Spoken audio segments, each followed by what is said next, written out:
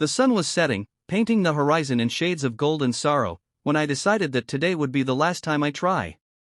I sat alone on my porch steps, staring at the empty street, clutching a glass of water that had long lost its chill. My house felt like a stranger's, quiet, cold, and echoing with memories I couldn't escape. It had been 6 months since I lost my job. 3 months since my wife left. And just last week, I sold my car to pay rent. Every day felt heavier than the one before, as if life had decided to test how much silence a man could survive. That's when she appeared barefoot, holding a tray with 2 glasses of lemonade. "Hot evening, huh?" she said softly. It was Emily, my neighbor from 2 houses down. She'd moved in a few months ago, always smiling, always polite, the kind of person you'd expect to have everything figured out. I tried to smile back but couldn't. "Yeah, something like that." Without waiting for an invitation, she sat beside me, placed 1 glass in my hand, and took a sip of hers. The lemonade was cold, sweet, with just enough bitterness to taste real. "You look like you could use company," she said quietly. I almost laughed. "Company won't fix what's broken." She didn't reply. Instead, she looked at the fading sun and whispered, "I know what it's like to feel empty." Those words froze me. Not because of what she said, but how she said it, like someone who had stood in the same darkness I was drowning in. For a long moment, neither of us spoke. The only sound was the soft hum of the evening breeze and the clinking of ice in our glasses. Finally, she turned toward me and said, "You ever feel like you've lost everything, but somehow you're still breathing?" I nodded. "Every single day." She smiled faintly. "Then maybe you haven't lost everything yet." That night, she told me her story. 2 years ago, Emily had been a nurse at a children's hospital. She loved her job, said it gave her purpose. Then one winter, her little brother was diagnosed with leukemia. She spent every penny she had trying to save him. But he didn't make it. When she lost him, she lost herself. She quit her job, left her hometown, and moved here, hoping the distance would numb the pain. It didn't, she admitted, her voice cracking.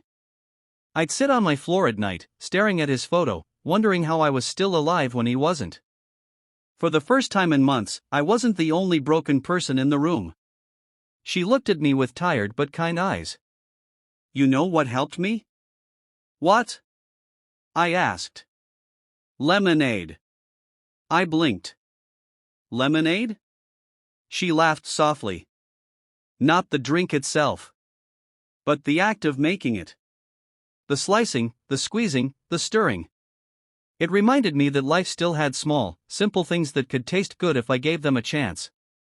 Her words lingered long after she left that night. Over the next few weeks, Emily kept visiting. Sometimes with lemonade, sometimes with coffee, sometimes just to sit in silence.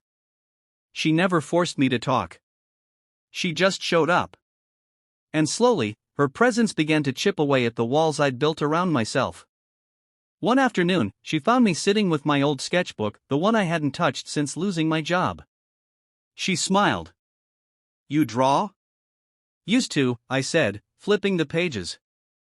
"Before everything went wrong." "Then start again," she said simply. "Even if it's just a line. Even if it's just a circle. Start again." That night, I did. One rough line turned into a shape into a face, and before I knew it, I was sketching a portrait of a boy with messy hair and hopeful eyes, someone who looked like the man I used to be. For the first time in months, I felt something other than pain. I felt alive. Days turned into weeks. We talked about everything, about loss, about healing, about how the hardest part of starting over isn't rebuilding your life, but forgiving yourself for letting it fall apart.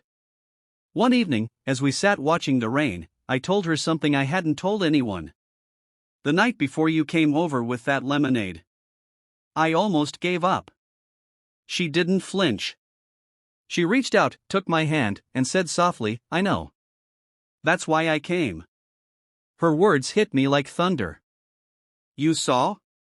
I asked. She nodded. "You looked the way I used to look." I couldn't just walk away. I didn't know what to say. All I could do was let the silence wrap around us like a fragile truce between our broken hearts. Months passed. I found a new job, nothing fancy, but enough to get by. Emily started volunteering at a youth center, helping kids who'd lost family members. We still met on that same porch every Sunday evening, sipping lemonade and sharing stories about the past, about healing, about hope.